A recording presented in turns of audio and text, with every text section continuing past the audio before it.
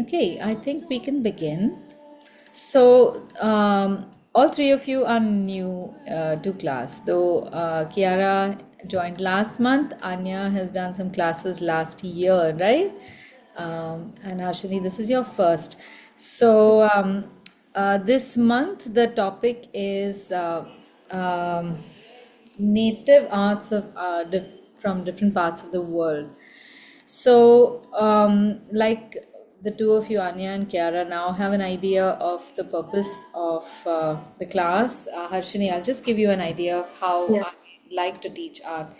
Yeah. If for most people, you will have some topic that you really enjoy and you feel that that's what you want to do, but Hmm. then often what happens is that the steps to achieve excellence in that one topic can be this a very rigorous routine of the same exercises repeated over and over again.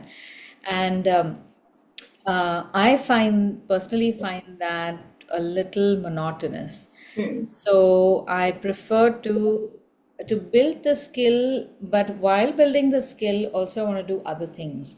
So I have like major FOMO about art. Like, if I'm doing portraits and I see somebody else is doing florals, then I want to do florals also. So what I try to do is I don't want anyone to have any FOMO about anything. So Right. we do different types of art every month, and in just drawing something every day, you are building your skill. Whether it is portrait, whether it's landscape, whether Hmm. it's just doodling, your hand is becoming stronger. So it's like what I've found over the years teaching grown-ups and even kids. With kids, their hands are already developing. Hmm. With grown-ups, we have to grow a certain strength in our muscles. So I Right. almost feel like this is like the ab exercises for the palm. Hmm. And the more you hold the pen and the more you do stuff and the different kinds of stuff you do, these muscles become much stronger. So you can control your line better. So at the end of the day, if you can control your line, you can draw absolutely anything that you want to draw. Hmm. The other thing is to develop the eye. So there, if you can visualize this, your eye sees something, your brain processes that information and tells you what your eye is seeing, and that is the information that you receive. But when you're drawing something, your eye will see whatever it wants. The brain will tell you whatever it is, but when Hmm. your hand is drawing it, it gets confused and doesn't know whether it should draw what it's seeing or whether it should draw what the brain is telling you you are perceiving. Hmm. So we have to find a way to quieten down the brain's activity a little bit and strengthen the connection from the eye to the hand. So that way you're able to draw exactly what you see. So you literally just zone out. Your brain is suspended. You could be thinking of really like high physics calculations in your brain, and your eye will be seeing something, your hand will be drawing that because there is no interference. That channel is strong. So in many cases, when you are not able to draw what you're seeing, Hmm. the problem is that you are thinking too much and you're not even conscious of it. So over time, as you start drawing this, the brain activity just starts suspending, and before you know it, there'll be one day when you draw something and you're just gobsmacked. You Hmm. look at it and you say, I have no idea how I've done this. And then for 3 weeks or something, you will not do anything because you feel that's it, that was my peak, and I want to just quit while I'm ahead. So every few projects, you will start having these brilliant outcomes, and you don't know what was working. So it's like all the cheese holes, slices align, and everything works well, and it happens very subconsciously. So the intervals between those perfect projects starts reducing, and Hmm. there will be one day when you pick up the pencil and you know exactly what's going to come. So I try to give you exercises, or through the different topics, we do different ways of looking at things. And there are what I have identified a few things that we need to start looking at when we see a picture that we need to make. So today's topic and this whole month's topic is going to involve seeing certain shapes a certain way and then recreating them using either a pencil, or as we move ahead, we will be using brushes and manipulating the brushes to create certain shapes and forms. So we'll be doing both observation Okay. as well as skill building. Today's topic is the Mayan civilization. At the end of the class, I'm also going to share some excellent videos that you can watch on YouTube, which have a lot of information. And this is like a rabbit hole you can go down for like years. I had no clue about how advanced this culture was. Of course, I've seen the artwork, and when you just see it, you may like it, you may not like it. I found it too clunky, too curvy, and in the beginning, it made no sense to me. But then when I started researching, I said, this is absolutely gorgeous. It's just beautiful. So I'm going to share the images that I have used as reference today. And these are just off the internet. You can look for um, Mayan letters. So these are actually letters in the Mayan language. So it looks a little pictographic, so almost equivalent to Egyptian hieroglyphs. But it's fascinating how this writing system has evolved. So when you get pictures like these, they are called glyphs, Glyphs. And uh, you will see that there are some thick lines and thin lines over here. The thick lines are, I think, the outline of one individual glyph, which creates a certain sound. So it's not like a letter, it's not an alphabet, it creates a sound, and then they are just stuck to each other to create a word.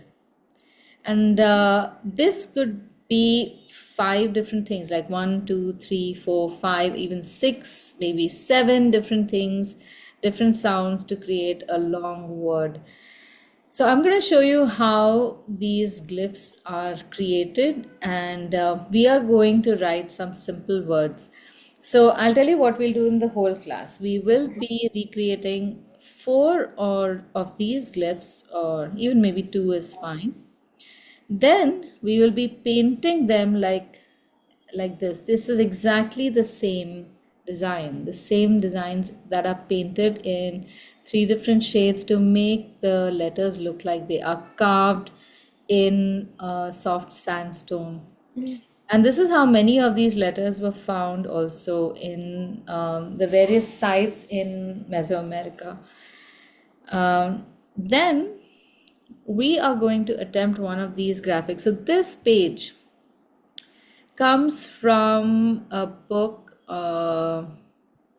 which is called a codex. I'm going to talk about that a little bit also. So there's a good chance that this is some maybe like at least 2000 years old. And it's amazing how 2000 years ago they had such sophisticated language. This is also a similar codex. There are only five big books apparently which are still surviving. There is a whole lot of pottery on which again you will see similar glyphs. Once you know how to recognize a glyph, you will start seeing that everywhere. And then, of course, you have interesting paintings of different. I think this one looks like a frog. He's just beautiful. So this is what the codex looked like. It folded onto each other like an accordion fold. And this is displayed, I think, in at least it is called the Berlin Codex. Dresden, sorry, not Berlin, Dresden Codex. And I think that's where finally the one of these reached. And this is the Paris Codex, probably at the Louvre or something. And all these are letters. It's just mind blowing how wonderful this would be.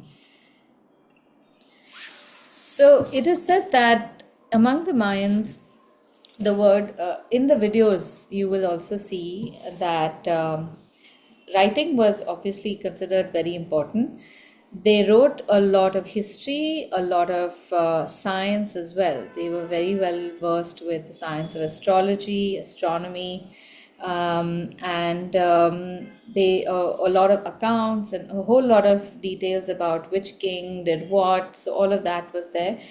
But apparently, between the Aztecs who came in the 14th to 16th century and the Spanish who came thereafter, they decided that we don't want any Mayan culture around us for whatever reason. And by the late 17th century, I think most of these paper codices were destroyed.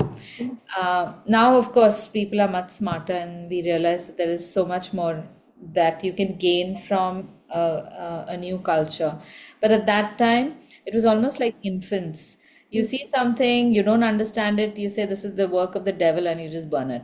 So we have had a lot of stupid people in our ancestry, but we have to learn from that. So now what's happened is that there are several million people who trace their lineage to the Mayans in southern Mexico, Guatemala, Belize, in that Yucatan Peninsula. And they do still speak the same language, but they use the Latin alphabet. So the A to Z that we know, they use that to write their words. But apparently, there is a revival now because since the 1970s, there have been people who have been working to decipher the Mayan codices, and they are now able to understand the language fully. They understand tenses, they understand grammar. So it's become easier for them to start writing that as well. So hopefully, in another 50 years, they will have brought a dead language back. It's amazing. Right. So, first off, we will be writing three words that I found these glyphs for. That's really cute. And then we are going to make those two glyphs from the picture, or we could just go ahead and make one of those pictures as well. And then I'm going to show you or ask you later on to make one entire page if you would like to. Just to keep things a little more organized, I'm also going to give you some suggestions on how to organize your page. I'm very particular about composition of the page because I have a graphic design background. So if there are letters that go at an angle, if things are not aligned, top, bottom, I start getting a little, well, I just feel it's sad. It's a lost opportunity. And the reason for that is also fairly simple. It's if I tell you the stuff that we are going to make, then it's easy for you to plan your page as well. I'll keep giving you some graphic design principles so that you know as you go along what the after effect is going to be. If you feel confused at any point, if you want to do something different and you want to just try something of your own, but you're not sure what to do, please tell me. I could probably help you. I'm not a dictator about graphic design, by the way, but I can get a little. I'll say, oh, everything is great, but maybe you should not have done this. Maybe you should have done that. So to start off with, do not write the title and do not write the date. That is something we do right at the end. Titles are written when you're writing an essay or something. Because essays or text works in a linear manner. So you have to write on top. You can't write somewhere in the corner what this lettering is about, and also that the starting date is very important. So that's how we write the date in the beginning, the title, and then we proceed. But with art, that is not the case. You can start your art from anywhere, you can put your title anywhere, and you can put your date anywhere as well. And the reason we write the title and the date afterwards is because you cannot presume what you are creating before you create it. And the date you finish your artwork is more important than the day you start. Because if we were to write the day we started, then poor Da Vinci would have written the date of the Mona Lisa 14 years before he finished it, which is not fair. Okay, so let's just remember that. All right, so I'm going to show you how I'm going to compose the page, and then you can decide if you want to follow the same or change something up.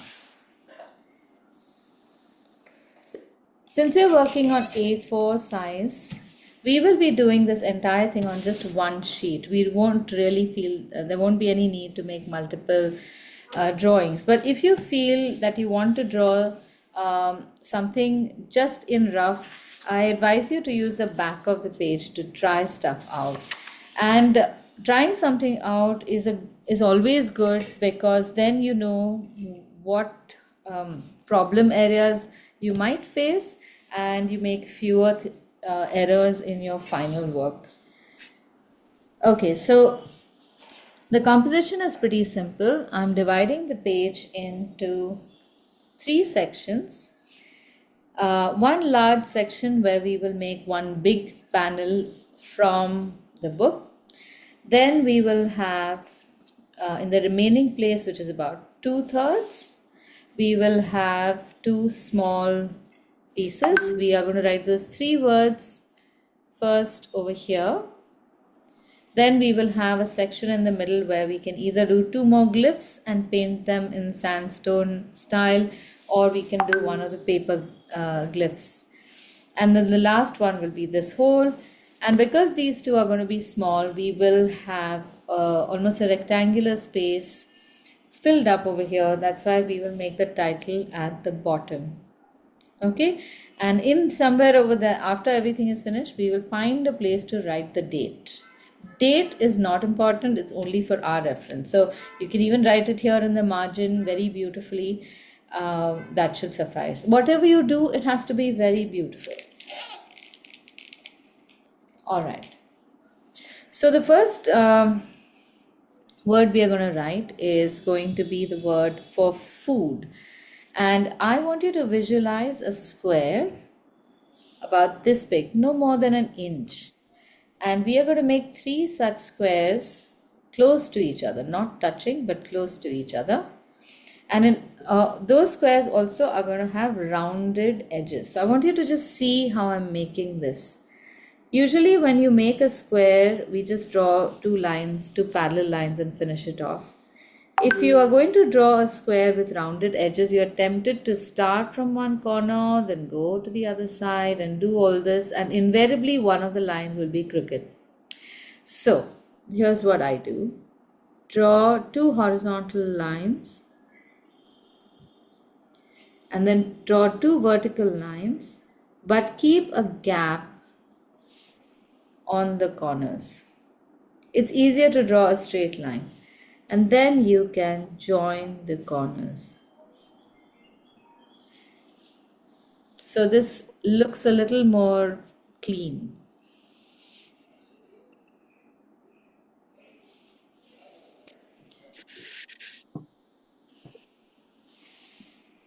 As far as possible, avoid erasing. Take your time in drawing the line. If you are unsure, draw the line in air first and then draw on paper. Now, I have gone and made a rectangle, which I always do. So I'm going to draw one, and it's fairly, so it's like a medium sized one. I'm going to draw one line outside it, parallel. Now that I have that guideline, the first square I've made, this is easier to draw. This joint is not proper, but it's okay. So one concentric square, if that makes sense, is outside, and one I'm drawing inside. And in this, I'm just correcting my shape to make it a little more squarish. So I'm going to make this line a little inside from here.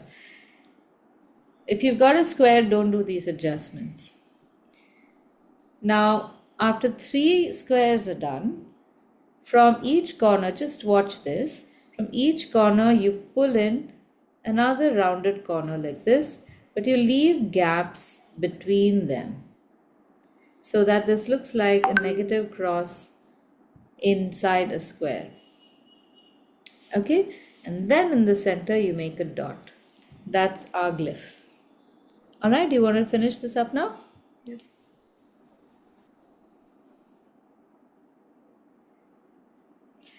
When you finish this, do not label this as food yet.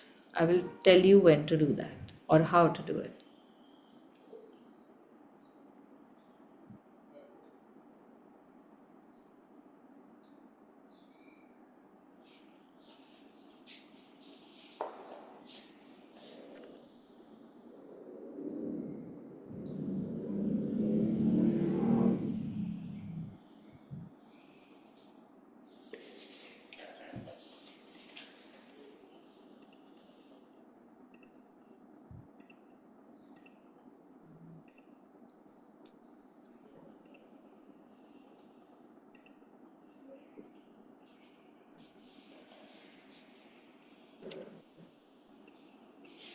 Okay, done.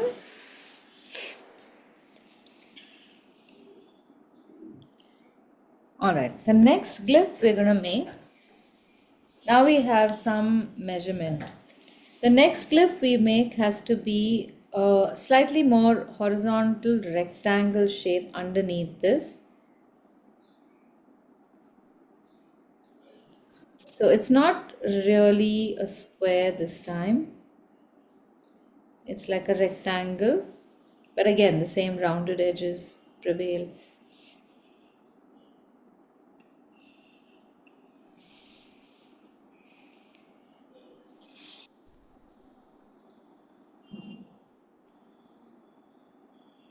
Inside this, we will make one more concentric oval square.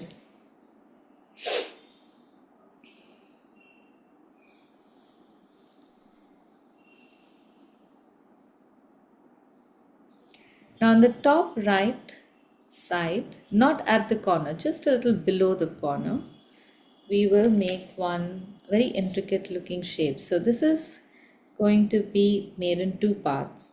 You draw an inverted slightly U shape downwards, and then from its a little above on the line you draw another U shape like this. So there are a lot of lines which fold into each other that create very cute swirls. We'll come to the swirls.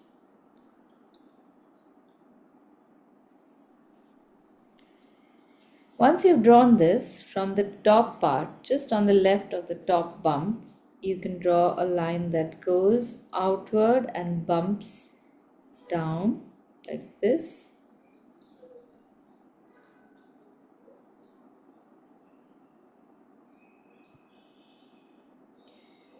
And then just below that, this is the nose of the dog, and just below that, I'm leaving a lot of room here because we have to draw that entire mouth of the dog. So I've drawn a compound curve below the nose like this. It's like a hook, but you stop the hook on this end.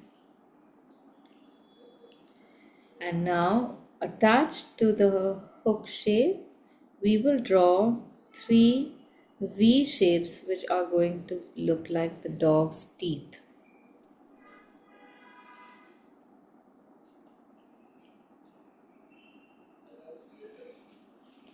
And now you can draw the rest of the line in such a way that the teeth are overlapping over the lower jaw. And then bring the bottom line or the jaw back towards the ear and join it to the first shape that we had made.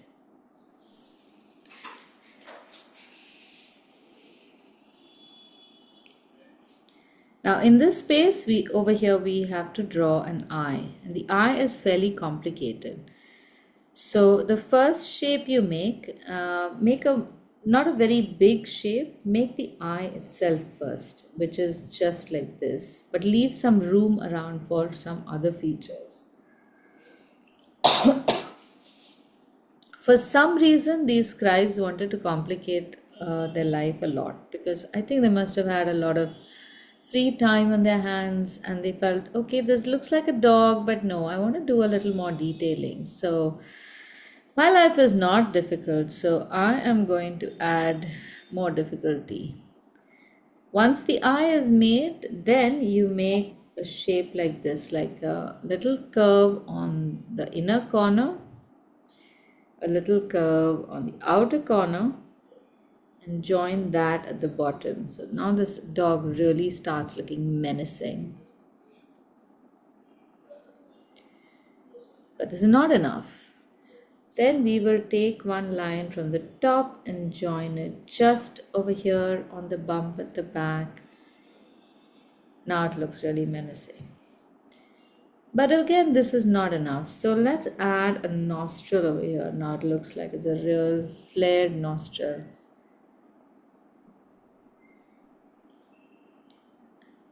So this obviously means some sound. Now we can't say that this is the letter D, because we don't know what they call a dog in the Mayan language. It's not going to be dog, right?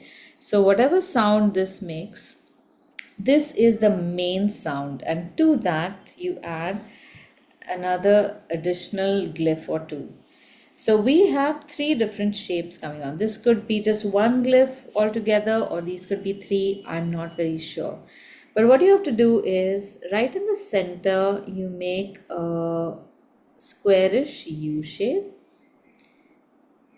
and draw a parallel line inside that. So this almost starts looking like a paddle. And then from on either side, we will draw what might look like a curve. So it's not flat anymore, it's rounded and goes inward a little bit. And then there's a parallel line, but that comes as only a hook, it doesn't go all the way. So it's just a hook like that. So you can actually imagine this to be a scroll that is being overlapped by the dog paddle. And this is the dog the Mayans would write. Maybe it says bow wow. Yeah, very possible. All right, so we have food, we have dog, and the last word that we will make is what the Mayans were most famous for, and that is chocolate. So, one of the videos I'm going to share with you shows you exactly how the word chocolate is built up. So, I won't spend too much time on that because I may sound very smart and all, but believe me, it just comes from that video. So, on the left side, we are aligning all the letters. So, on the left, just below the dog, we are going to make a curved shape like this, about the size of these glyphs. So it's almost like drawing the left side of the glyph, but just rounding it a little bit. And fill this up with some lines all pointing upward. It almost looks like one of those combs.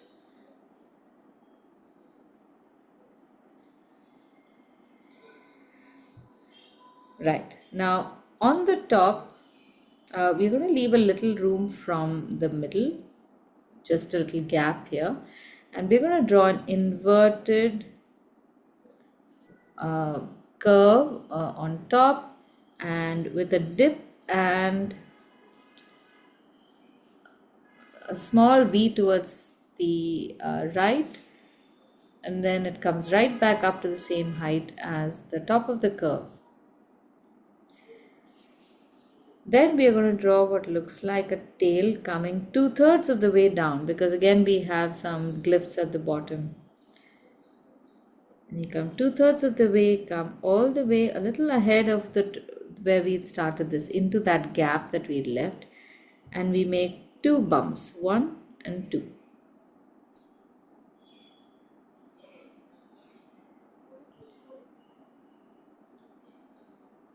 Now in the center bump, we are going to make a little dot.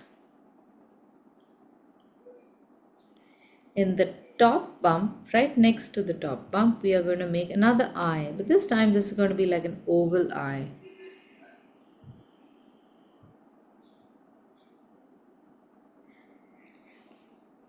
And we will draw a pupil looking upwards.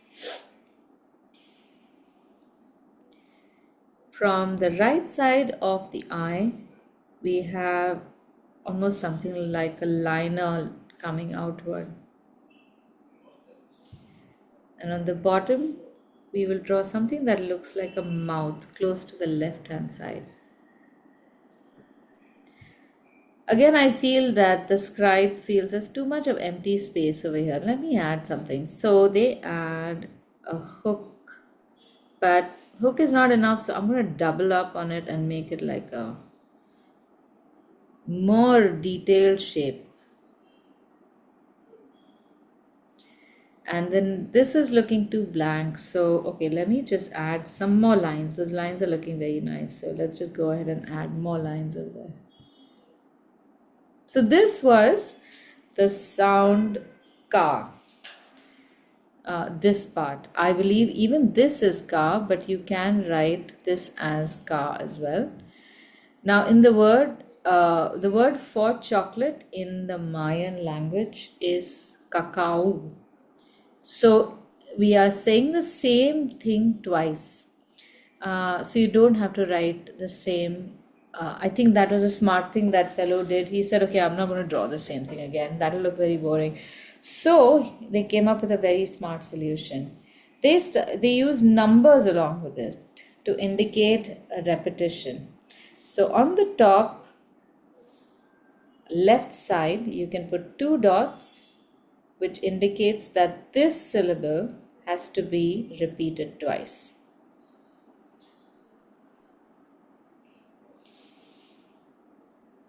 Now we have to write the ua part, which is quite cute. So somewhere towards the, not right in the middle, a little to the right, we are going to make what might look like a mustache or a fish tail coming towards the left, and another part that goes to the right but just completes itself over there. So here we've got like a hockey stick, and here we've got a half circle. And then if you have room over here, or if you have room underneath here, we double the hockey stick line just on the top part and draw 2 lines in the bottom part which are perpendicular. These lines are just so pretty. They make the letters look just beautiful. For all the beauty in these letters, this just looks so boring. Aren't you tempted to add something more over here? That's, I think, exactly how that scribe must have gone and made these complex letters. Now on the right, this little curve now is looking very bare. So we are going to make something that resembles a hook, and we are also going to add one more line to that. So it looks like a little, the end of a paisley. Now I wish I had the word for do not, because I have managed to write food, dog, chocolate. And I believe this is poisonous for the dog. So don't do this. Just write it.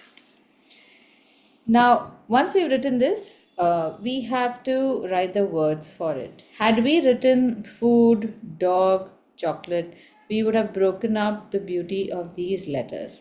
We just need to indicate what these symbols mean. So, in order to maintain the beauty of these letters, turn the book sideways and write the meanings sideways over here so that it does not detract from the design. When you're writing this, remember you have to be able to see it only from a distance of about 15 centimeters. So don't write really big letters, and write them beautifully. So write something like this. Write cocoa, not chocolate. You could write small letters slightly far apart. Oh, it's not cocoa, it's cacao. So it's CACAO. Leave a little gap, then write dog. Try to write your letters in such a way that they look like they are aligned to your subject and who. So they should be aligned to each other. The baselines of all the letters should be the same, not one up, one down. And just a little tilt. Do not write your normal handwriting when you are labeling art. Normal handwriting is for basic communication. Of course, if you have beautiful calligraphic handwriting, even then, do not label in beautiful calligraphic handwriting. I learned that lesson in the ninth standard when my beautiful calligraphic handwriting got me a zero in one paper. And I'll tell you that story at some point. All right. How are your glyphs looking? Cute, I presume. These are very sweet.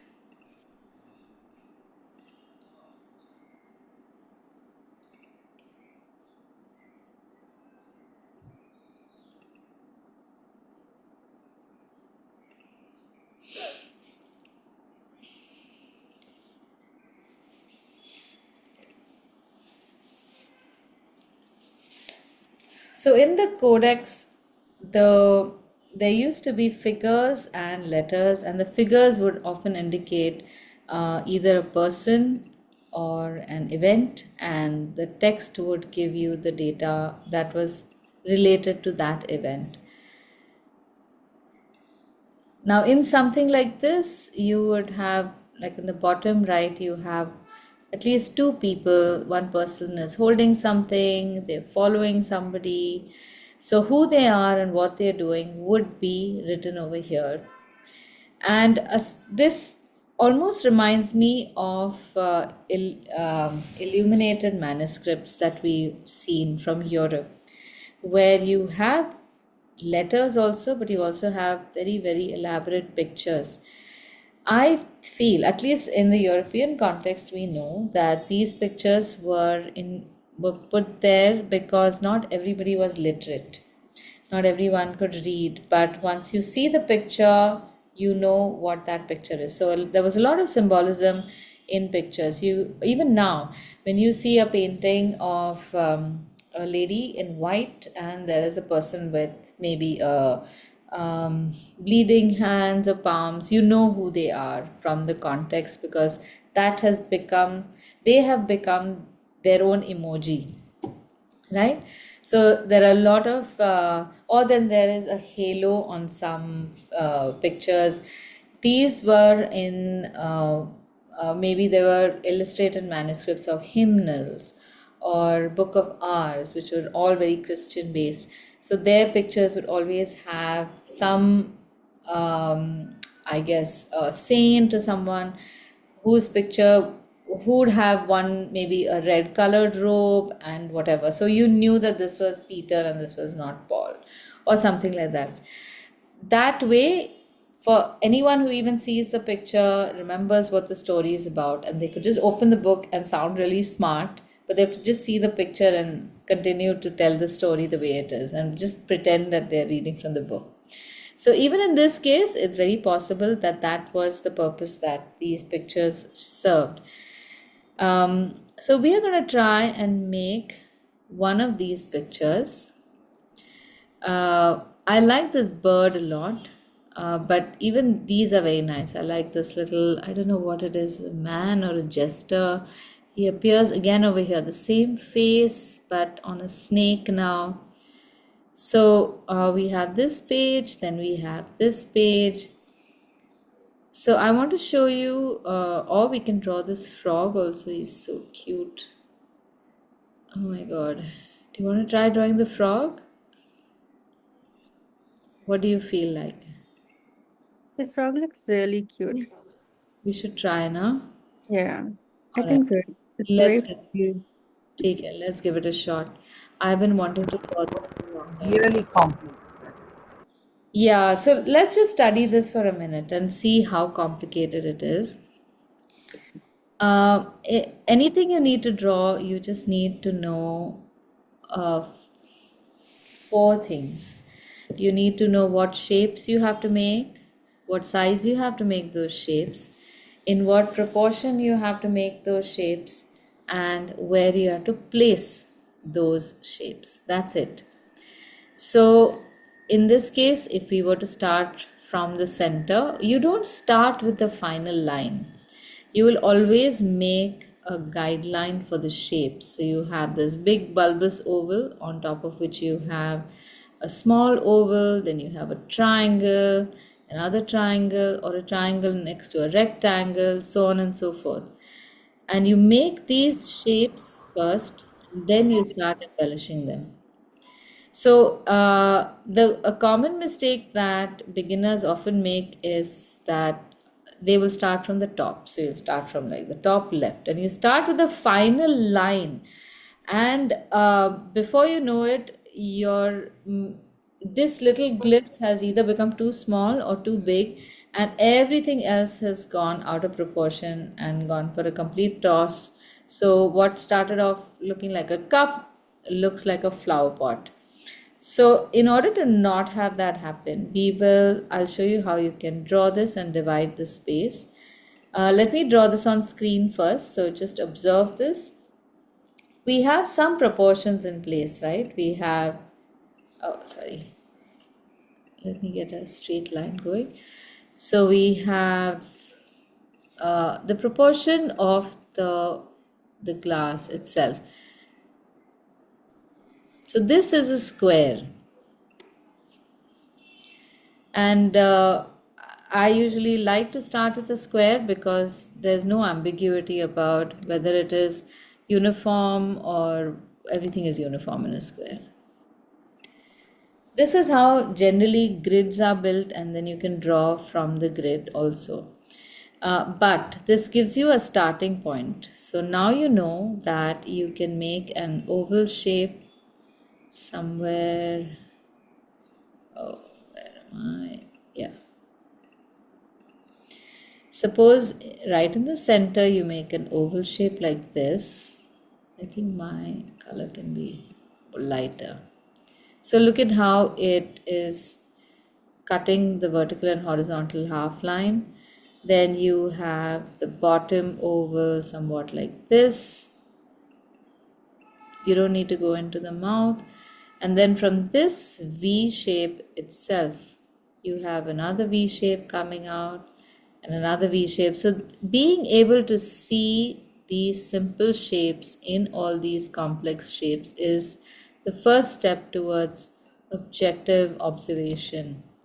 This is where your brain has to stop thinking and you just draw what you see. Don't think about it. Once this is done, then you know, look at how much space you have at the top to draw the rim. And then you have all the headgear, which comes right in the center. And then you have a glyph in the center of this top left block. Two glyphs, on the top right, almost aligned, and so on. So once we have these in place, you will be able to draw everything a lot easier. I'm going to share this screenshot so you can keep that in front of you and draw it. Okay, now Anya and Harshini, if you think this is too difficult, you can choose that bird also. That bird is also pretty easy to make. But if you are brave enough, let's do this thing. It's not difficult. We do it step by step and it will look amazing.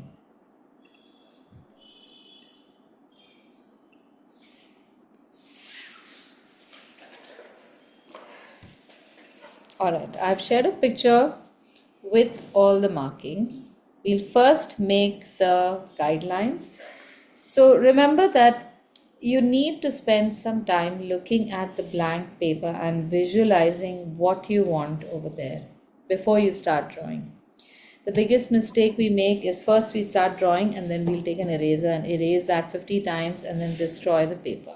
Don't do that. That's why we start with the square. Remember, the square um, is the size of the width of the bottom of the cup. So don't make it too close to these glyphs. Leave a little room and just draw a square. Draw it freehand, don't use a scale. So just measure with your pencil or with your fingers and draw a very rough square. The square is very unimportant, so don't make it too dark. Again, use your finger to mark where the center of the square might be. Draw two lines, vertical and horizontal. One vertical and one horizontal. Very light, and just like a dotted line is fine, just so that you get an idea of the area.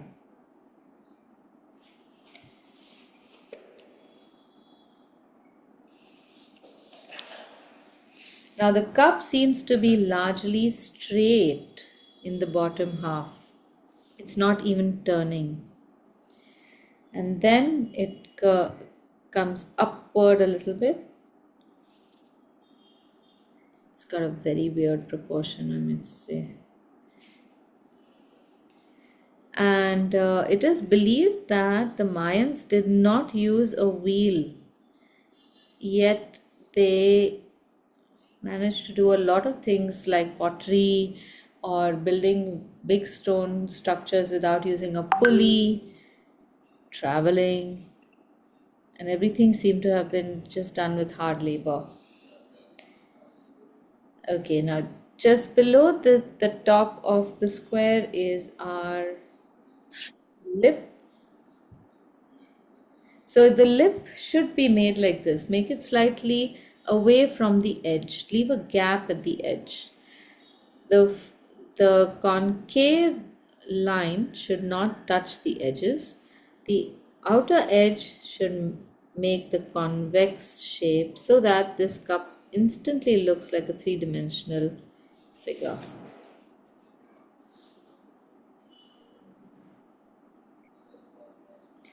On the top, let's make a double line. All these lines are just guidelines right now, so keep them light. And now let's start making Mr. Frog. Oh wait, we need to make one more at the bottom.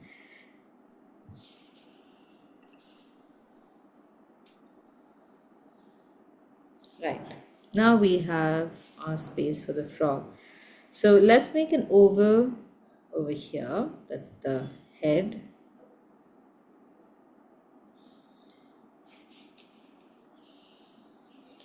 Then we will make another oval shape here. Remember that the bottom of the face and the belly are in the same line. So it's not really an oval, more like a square with some crooked lines here and there. And we might as well join this because there's like a wattle in the front that makes it look like a frog or toad actually. And then in this V shape you have one arm. So when you're drawing a line, just pay attention to the direction that the line is throwing itself at. When you, in the absence of any indication of where this angle might be, look for clock face directions. So if this would be the center of a clock, where is this line headed? Is it headed to 6? No. 7? Maybe not. 8? Not that far. Somewhere between 7 and 8 is good enough. That is good enough to recreate pictures like these. Even if it is 1 degree or so, or even 5 degrees, upper niche, it doesn't really make a difference, but it is not completely off. Very often when your mind is very active, you will take one line like this, you will say, okay, this line seems to be coming, the hand seems to be coming towards me, and you'll end up making it going in the completely opposite direction because you feel that that is forward. All right, now On the right side of our center line, we have uh, the second leg coming halfway up this square, just halfway up, going to the end of the oval. Then we have a triangle made here and a tiny triangle over here. So this almost looks like an inverted Y shape.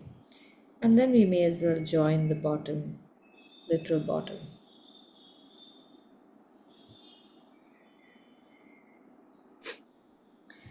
Here as well, we have this. Oh, my shape has gone too inside. Outside, another shape here, and then other foot, and then there's a bottom, attachment to the bottom.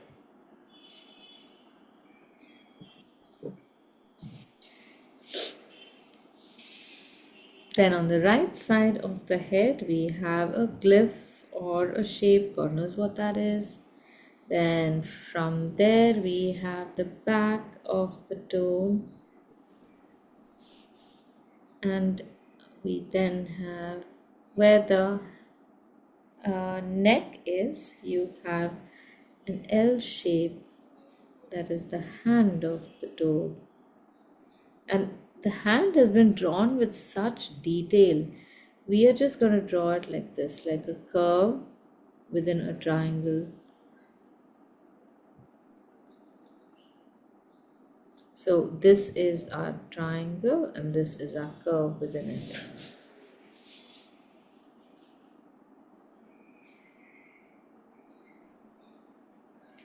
Are you able to see the rest of the shapes now? Because we are now moving into the more complex shapes. If you're able to see them, then we can make the rest of the design in pen.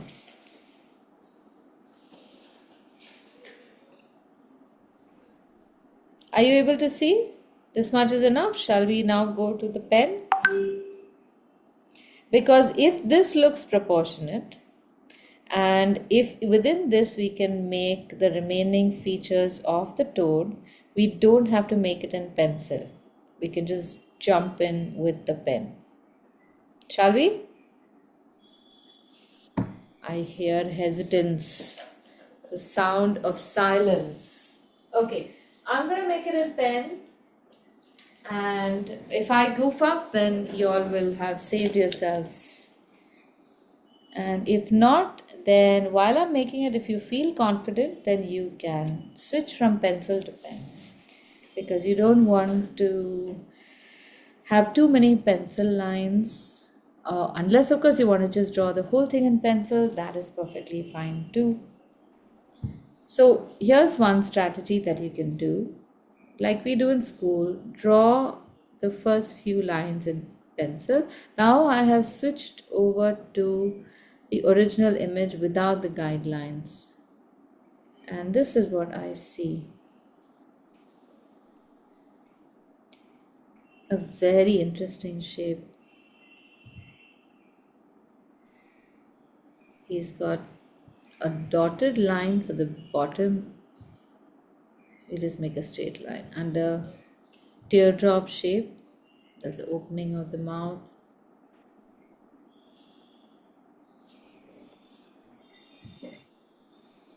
And there's eye here. So I'm quite happy with this shape. Do you all have this shape at least? Yeah? Everyone is with me, at least with these shapes? Yeah. All right, okay. So I'm going to now just make the rest of the lines a little dark and then make this design fully in pen. So you can observe this. This is how I'm making the lip of the cup. So I'm using a number 3 pen and I'm drawing this a little with some broken lines because I don't want it to look like a really refined porcelain like cup. It needs to look weathered. After all, this is like at least a millennium old. Then I'm taking the same line downwards and you'll notice how I'm not really focusing on making the line again too smooth. It's looking a little bumpy because it is meant to look like it is an ancient object. Then I'm going to draw the base. Now at the base there seems to be some kind of pedestal or some kind of stand. So I've left a gap over there and I'm going to finish that shape. Now if you don't see it or you're confused about how to draw it, don't draw it, it's fine.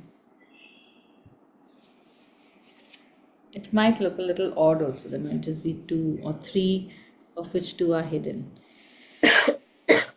Okay, now I'm going to draw two lines at the bottom. One will be the boundary line of the red ochre paint, and it's quite firm in some places.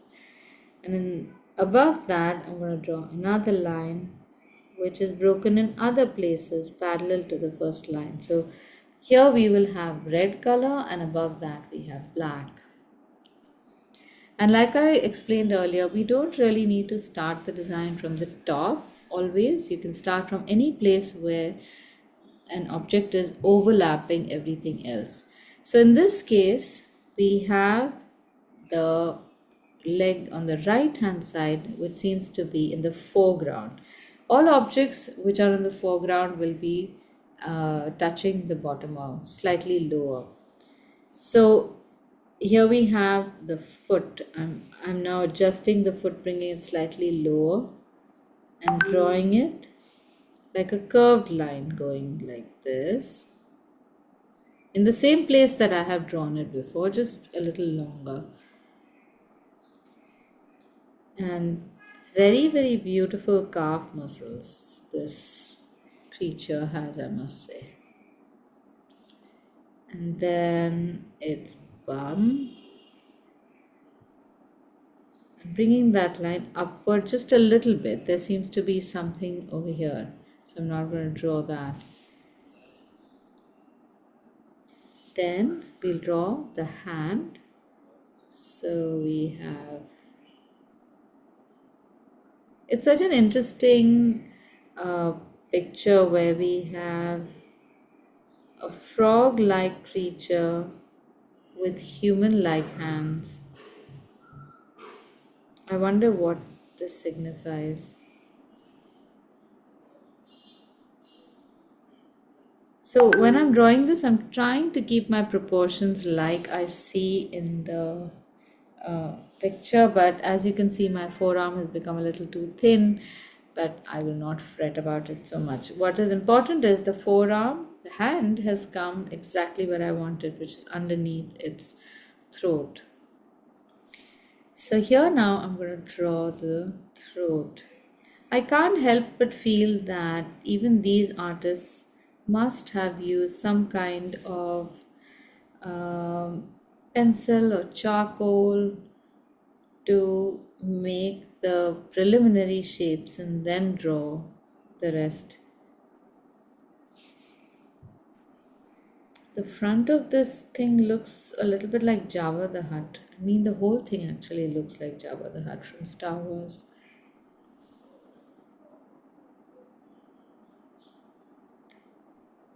Now, in some places, the horizontal lines, see how it is changing and going upward towards the left because the horizontal over here is changed and there's a curve.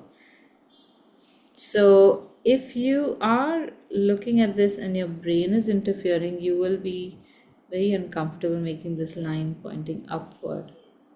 My feet have become too bulbous. I'm drawing too. I don't know what these are. They webs or God knows what they are, but they look quite cute. I'm not making any. Darling, is it a chameleon? No, no. No. What Is is it a it? What is chameleon? it? I don't know. Its Whether face the looks tail, so. whether that tail is behind coming. Is that the Yeah, tail or is that the other hand? yeah, it could be. Whatever it is, it just looks beautiful. So, very often when I'm researching for class, I literally lose track of time, day, whatever. And because now I'm very curious about what is this. And I want to know whether this is a toad or it's a chameleon or if it is some strange South American character that we don't even know, like animal wise. Okay, now we draw the backbone. So as you can see, I keep looking at the original and I keep building the next line from there. Now we're coming into a spectrum of texture. Most of the basic lines are done. And here you will see how the texture is building into the structure. Two lines here. Then remember we had that ear-like shape. Same shape repeats here. A lot of shapes are repeated, but they mean completely different things. And then from the bottom, what looks like wings, or is it a belt? This almost looks like a kidney. Good Lord. Are they showing the dissected frog? Oh my God. They did have a lot of sacrifice, blood sacrifice during this time, apparently. Yikes. Wow. Maybe this was the cup for the frog's innards. Ugh. So I'm making with this point 0.3 pen, I'm making all the shapes that I see in dark line. And if there are any shapes in the final line, I'm going to make that in a 0.05.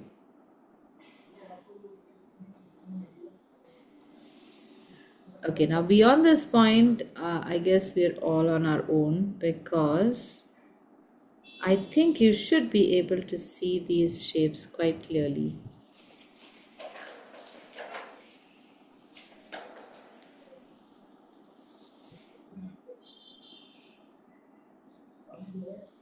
The bottom of mouth of the toad is like this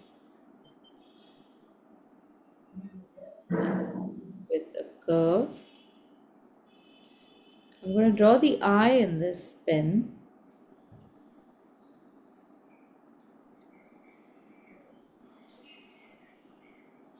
Then these three dots here.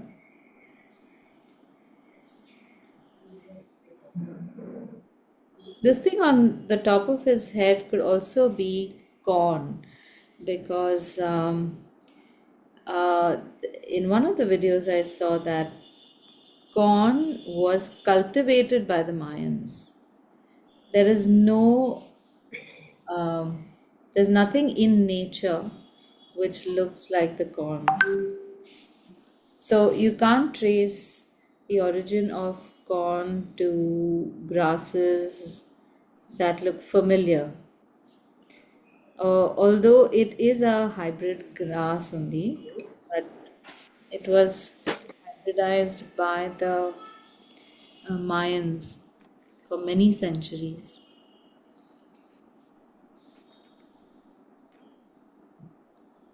Okay, is everyone on track? Have I confused you or are you able to see these shapes? Please give me some feedback because I don't want to annoy everyone by just giving you a background commentary of every line that I'm drawing, unless you want it. I think we're there. At least I am. You are, no? Okay. Very nice to listen to, so it's fine. But mine does look a bit disfigured when I'm trying to fix it. Don't fix it. Don't fix it too much. Just roll with it. So if it is looking disfigured, um, just leave whatever disfigurement is happening. Draw another shape that will make it look less disfigured, or then you have your own disfigured frog. That becomes your thing.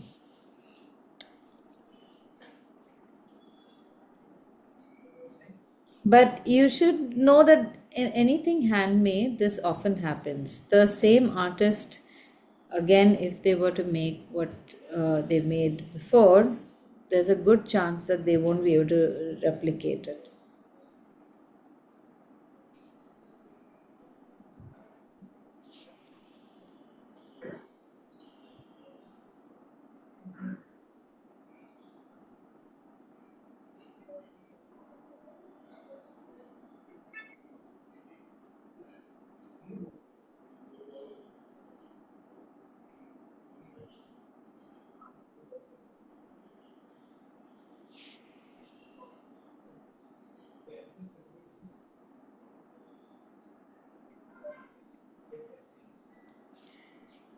Beyond a point, I think it's just one glyph after another. They've just attached these rounds. Oh my God. Yes. And they have very odd shapes also within it, like amoeba.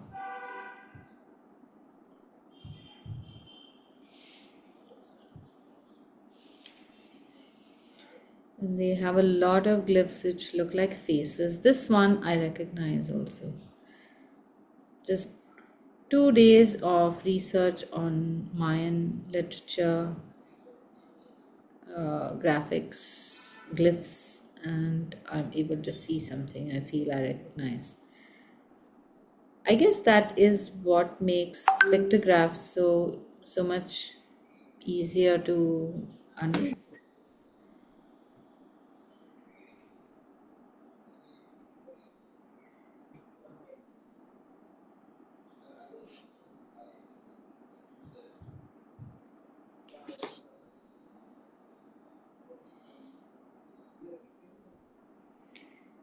Now I have drawn these shapes in such a way that I think I'm running out of space over here. So I'm just improvising. There is a very nice fishtail like shape on the left, which I don't want to not do.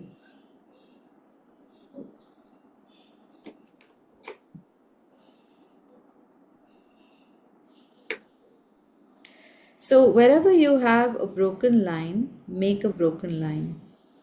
That way the design will automatically look ancient and weathered.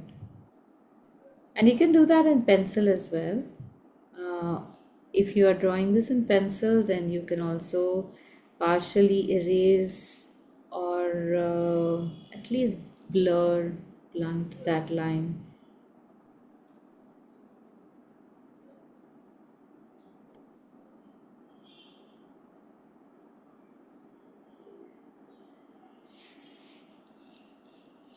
The shape next to the frog on the back is a little complicated. So here again, you can use a pencil to mark the basic shape because it's not an oval, it's a little distorted on the top and on the right, and it's got multiple concentric lines around it, plus this very elaborate checker pattern. It's so gorgeous. So I was never a fan of South American art until I started researching. And now I just find it absolutely fascinating. And the fact that it is so recently discovered and deciphered is just mind blowing. There are stories in which I believe the some of the monuments were discovered quite accidentally while I guess a plane was crashing in that area. In one of the videos that has been narrated very cutely, where someone says there was someone in a plane who was crashing, and while he was crashing in this unknown part of Mesoamerica, he came across something, but he was actually quite focused on crashing properly, where he did crash, and then he says, okay, all now everyone is fine. So now what was that we saw in the back? Let's go look for it. And that's, I believe, how they came across some really big um, pyramids. So over the I guess 500 years or so since the decline of the Mayan civilization, a lot of their structures just vanished or were uh, taken over by nature.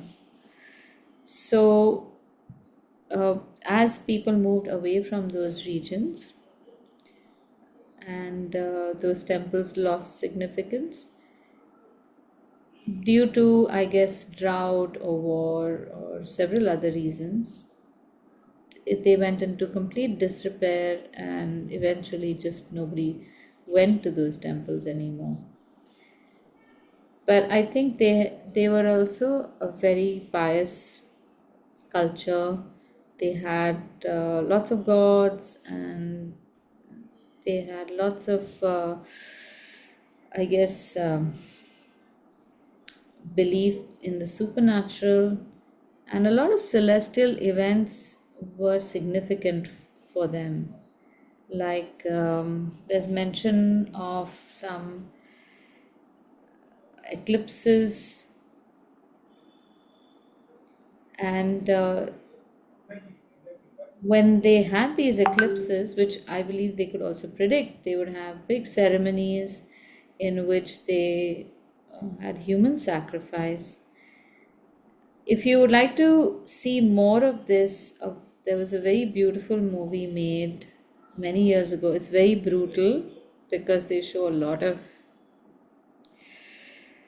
not just sacrifice, just warfare. This was made by Mel Gibson, who is known for blood and gore. I think he's a. But the movie is absolutely stunning. And the best bit is that it is in a fictional language of the ancients. So he must have worked with some experts on this. They came up with some sounds. Maybe it was the local Mayans themselves who helped them out. So it's either Mayan or Aztec. I'm not very sure. Or the time when the Aztecs and the Inca had conflict. And I'm trying to remember the name of the movie. Um, I will tell you. You can just Google it also, you'll find it. It was just beautiful. Visually, it's one of my most favorite movies. But I cried during the movie because there's certain scenes which are just so sad. But it has a happy ending, so I was happy about that. What did you say the name of the movie is? I am racking my brain. Wait, I'm going to Oh, use up the next 10 minutes to try and remember. you Just, mentioned Mel Gibson, so it'll be one of his movies, you said, right? yeah. It's a Mel Gibson movie. He has directed that movie.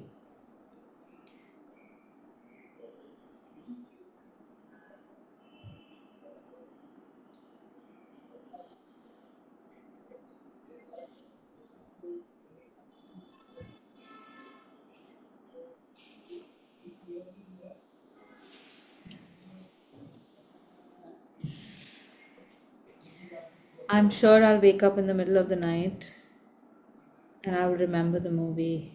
That will wake me up.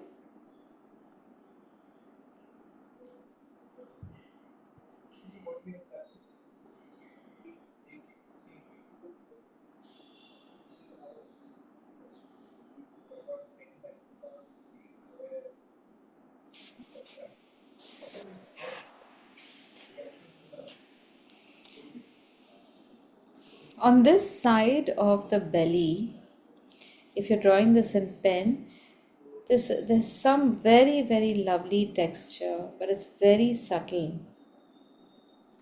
I was So also observing like scales, like it gives you the ah impression of scales.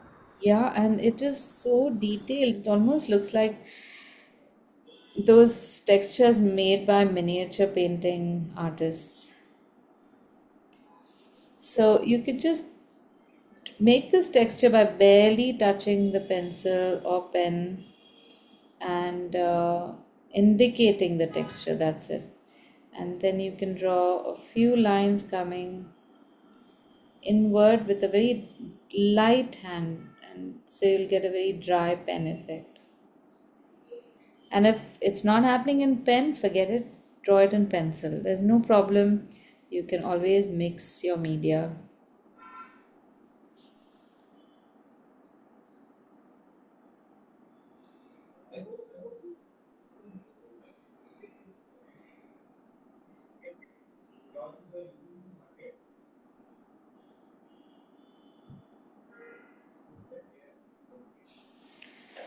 Okay, so I think you guys will be able to complete this, right?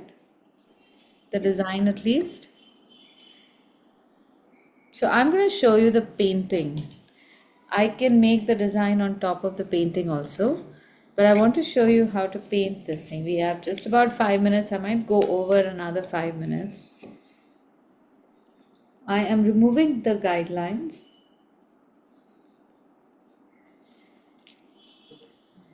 Some guidelines can remain.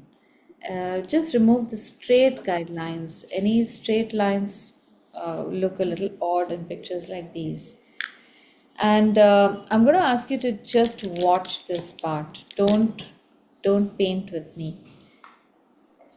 I'm going to do at least 2 layers. So while one layer of paint dries, we will make our title block here. So that part you can draw with me, but this part I just want you to see first. So I'm going to be making 2 layers of washes.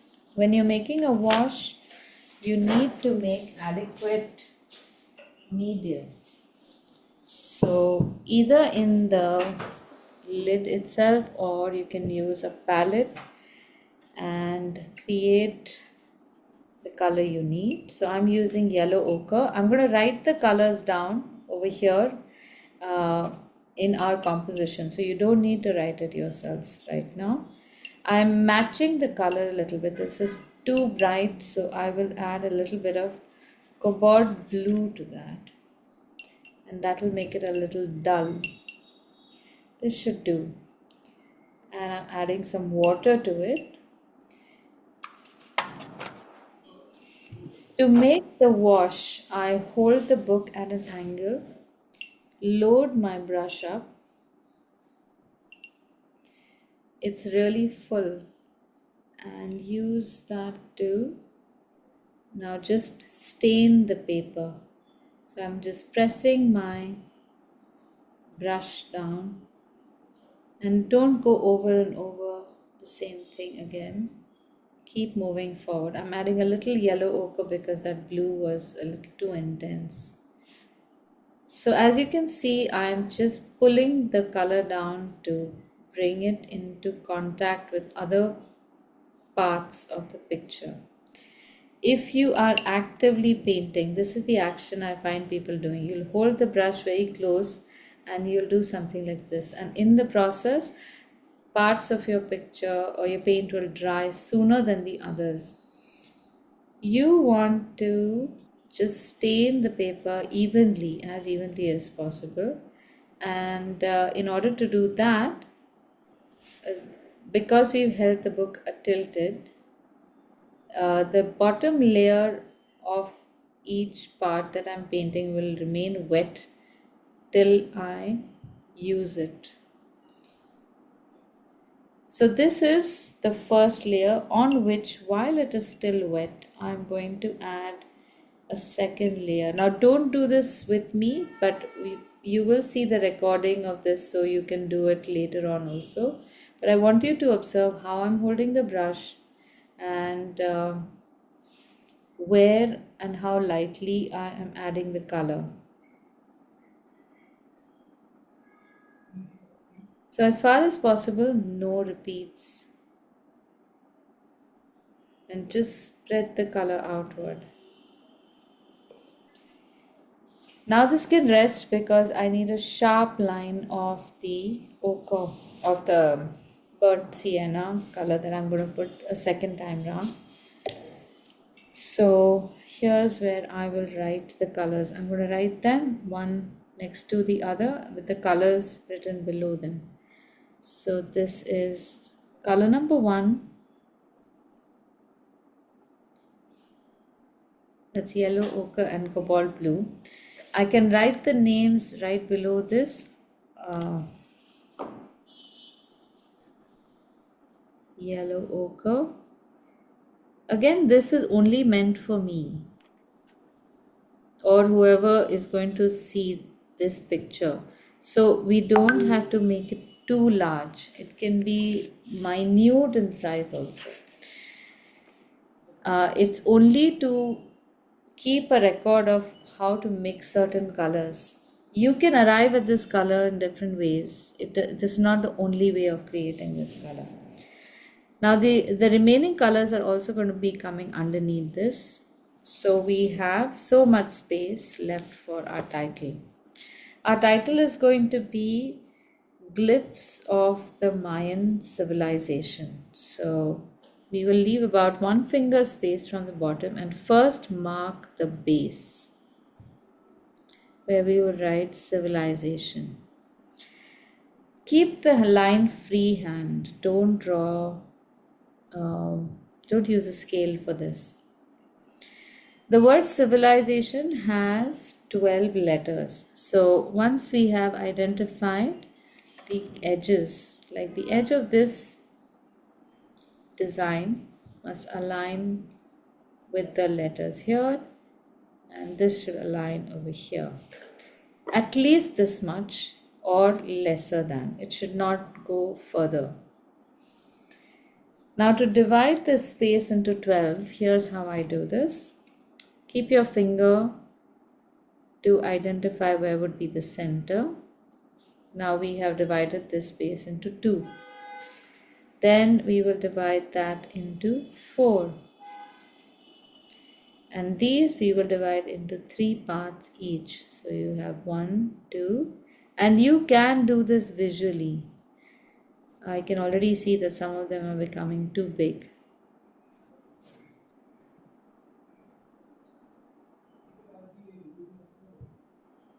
So I have got 1, 2, 3, 4, 5, 6, 7, 8, 9, 10, 11, 12, 13. I don't know how. But then I can keep my, when I do these lines, I can either write the letters in the box or on the line. So this is my center line. 1, 2, 3, 4, 5, 6, 7. 1, 2, 3, 4, 5, 6. Okay, so this is my center box. So I can write anywhere over here. And I can start writing like this. C, I, V. Instead of writing in the box, I'm writing on the lines. Is it Z or S? S, right? T, I, O, N. Z, right? Is it a Z or an S? Civilization, right? Civilization. Okay, so if this works, then my civilization is working. We have written it higher. I will use a 0.3. So I'm just going to write it underneath. I should not have written it above. I was just. It's an S, I think. Isn't it supposed to be so? I am so confused. I'm going to leave it. It's a S. S, Yeah, right? I just googled Cambridge Dictionary says, civilization with a Z. yeah, the UK says it is S. Yeah. Oh, What do we civilizing. do? S or Z? I think Most places Okay, it's I'm just going to leave I, it. I'll leave it blank. We will it's figure an out. S. Okay. I shall make an S. Writing in capital also looks different. So that could be one reason why I'm just so confused. S, right? I'm going with S. Yes. But today it's looking wrong. Okay, anyway, now Mayan is 5 letters. So right above this, you look for space for 5 letters. 1, 2, 3, 4, 5, 6. So you write in the space between. You write Y, you write A next to that. And you can use up this space anyhow you want to, so that you always have equal space on either side. Again, for Mayan, you can make a baseline and a line on the top so that you maintain the height of the letters. And I'm going to write these letters in almost like those bubble letter style, but slightly squarish.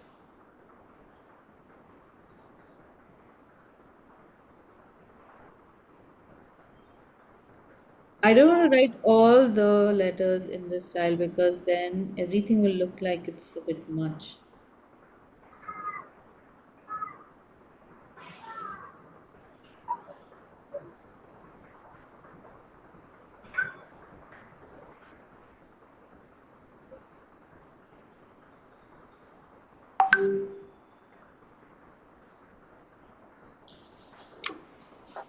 So when you're writing these letters, you must maintain a certain hierarchy. All letters need not be the same height or the weight or width. Few letters will be seen first and the others later, and that's perfectly fine, and they do not have to be in order. Like newspaper headlines.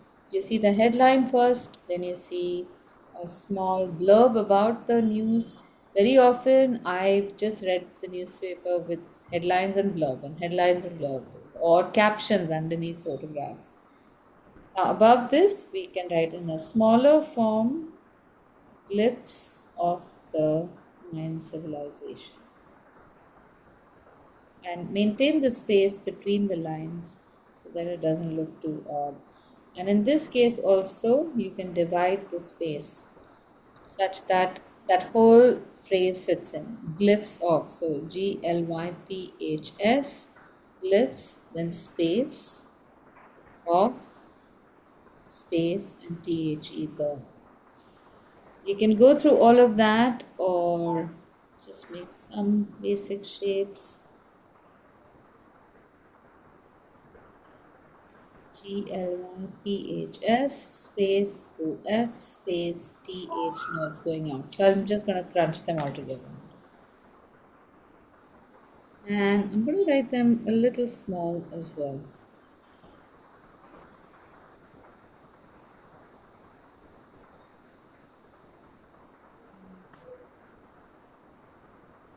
So I often got a lot of people would be impressed with my journals because they said they look printed, and I couldn't figure out why they would say that it looked printed, except for the fact that I pay a lot of importance to lettering and creating these kind of blocks. I didn't manage this well enough, but I have a trick to solve that also, but we don't need it today. Okay, now before we leave, just give me like 3 minutes and I should be able to do it. The next color will be um, burnt sienna. I'm adding that to a little bit of scarlet that I had just to maintain a certain brightness. So I'll make the swatch here. And this is also fairly liquid. It's not too thick because I want to make it look a little imperfect. So I'm not going all the way to the top. I'm leaving a little gap from the top, but I'm painting right up to the bottom line here, leaving some spots white. Some places I will add extra color, some places a denser burnt sienna, so that I can create an uneven looking texture. Some of it, I've just wiped this. Some of it is also seen on the inside. So I'll just make a few swashes, swatches for the inside of the cup. Here again for the bottom. So when painting also, if you press the brush in different places differently, it creates a different effect. And next week we will be doing rose mulling, during which time I'll show you how brushwork also is very important. So while our pens usually have just one grip and one output, with a brush, the same tool can be used at least 5 different ways, depending upon how much pressure you put at what point, how much medium you have. So you can create these effects of weathering very nicely. So this is more or less it. And one thing that we can do after everything is dried, which you can also do as an underlayer, is just put a little wash of a deep color on the left so that it looks like it is a shadow. It's just a quick wash. That's it. So I'll be completing this, and when I complete it, I usually make a video so that you can follow it without commentary. So it'll be like a silent video. But most of it is done. The rest of it will just now be completing these glyphs. And maybe I'll make a shadow at the bottom. I'll write the names of the colors. So that should be done. All right. Very simple. You should be able to do it. It just has 2-3 colors. And if you've got most of the design done, that's half the battle won, or most of it actually. Okay. Do you want to share your work? Can I have a look?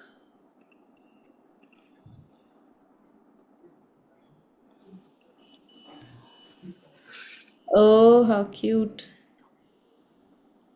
Yeah, in the illustration, he looks like, isn't there a toad in Alice in Wonderland or something? He looks very much like that. Very nice, Kiara. Looking good, looking good. Very nice. Harshini, if you've drawn this in pencil, just see that the base of your cup should Uh-huh. be round. Have you made Okay. it flat? Not exactly, but it looks really flat. I get your point. Yeah, so you know why that is happening? This is classic syndrome of the brain interfering and telling you the bottom of your vase has to be flat because it is on a flat surface. Why are you drawing a round shape over there? But it is round. Hmm. That's how three-dimensional cylindrical object looks. I love it when this happens in class because we don't even realize Hmm. that our brain is telling us certain things. So, in my experience, there's like a 1 in 6 chance that people will draw a flat line at the bottom of a glass. Okay. You are that, and Okay. that's perfectly normal. Okay. Okay. All right. So, if you want to share your images on the group right now, and then after you finish them, you can share them as well. I'm going to do the same. I'm going to take a picture at this stage, and share that, and then maybe tomorrow afternoon or something, I will finish everything and share that, and also the video. So you can just watch the tail end, maybe the last 15 minutes, and do a step by step so you can finish your work as well. Um, I will also be sharing a picture of this, which we did in yesterday's class. So if you feel interested, you can do this class as well. The first part is pretty much the same. You can see those same letters. Then we have made the bird, and I will be sharing a video of this separately on YouTube because this I did after class. We did only so much in class. Okay, just a small request that when you do watch the video, please like and subscribe and all, but also put a comment about what you feel about the topic, what you learned and whatnot, because I believe it helps a lot of other people. Everyone, like I myself, read the comments on videos that I watch on YouTube, so that helps other people to just decide whether or not this is the video for them. Okay. All right. Any questions? No. Nothing? Great. No. All right. So next week we will be doing rose mulling, which is the traditional native art of Scandinavia. And if you want, you can just read up about it. Rose mulling just basically means rose painting, and it's got lovely. That's also got very nice applications. So we'll be doing that next week. Okay, so I'll see you next Wednesday. Yep. Bye, Bye. everyone. Bye. Bye. Thank you.